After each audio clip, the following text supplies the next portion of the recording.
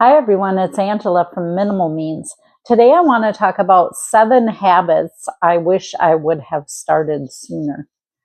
So, I wasn't always a minimalist and I wasn't always the best with my money. And I wish I would have known these list of things sooner. And had I would have been even better financial shape than I am now. So I want to pass these tips on to you so you can get started earlier and can live from my mistakes. So the first one is baskets and totes do not solve clutter issues. I used to have so much stuff, and I thought if I just bought more totes and baskets and had more storage solutions, that everything would be better and more organized. What I really needed to do was get rid of all this stuff. I never really thought, why am I keeping all of this stuff? I just kept it for some unknown reason and categorized it and carried it from house to house. And I never questioned, why am I keeping this in the first place? So that is a very important one. You need to declutter and only keep what is necessary and fits in a designated area. So that's number one. Number two is not buying things to impress others. Another thing that I was guilty of. I thought I had to have a bigger house and fancy parties and buy things without thinking if it was a need or a want. I would just buy them. I didn't think about it. And I didn't need a huge house for, at the time, just 2 people. And I just thought you just kept upgrading, and that was not necessary. Now I wish I would have done things differently, and instead of buying a bigger house, would have stayed in the house that I was in and put more money into my Roth IRA. Number three is deal with things right away. Don't let an open space become cluttered in the first place. So if you have a clear counter, chances are it becomes a dump zone. So instead of dumping things, what I try to do is take things and put them away right away.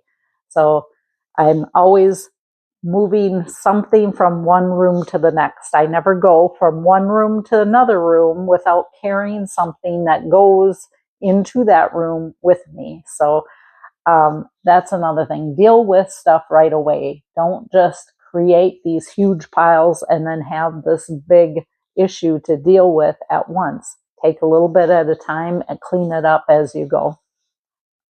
And remember that decorative chair.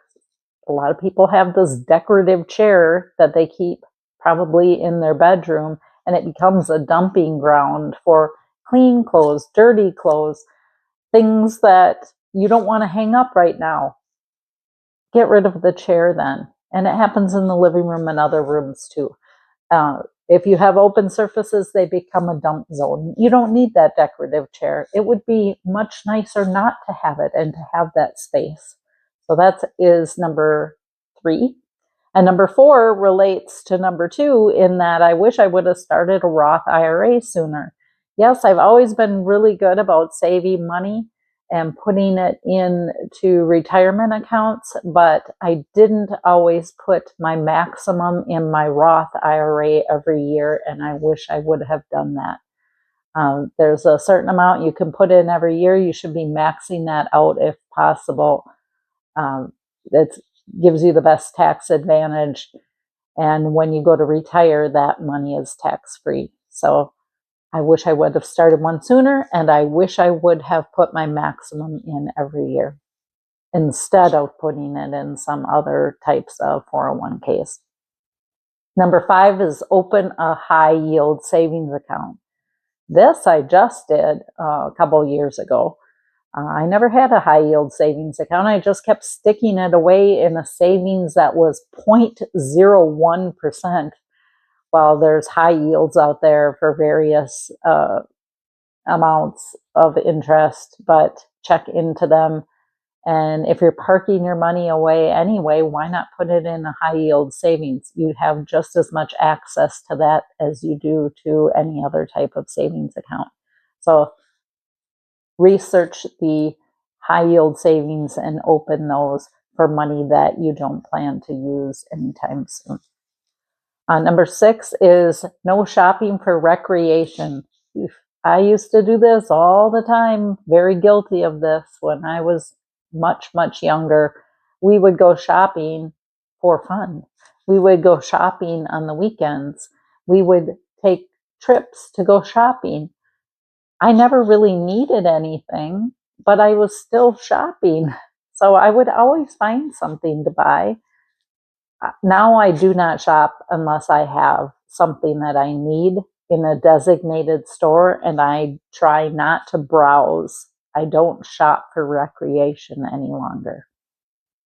And number 7 is join a no-buy Facebook account.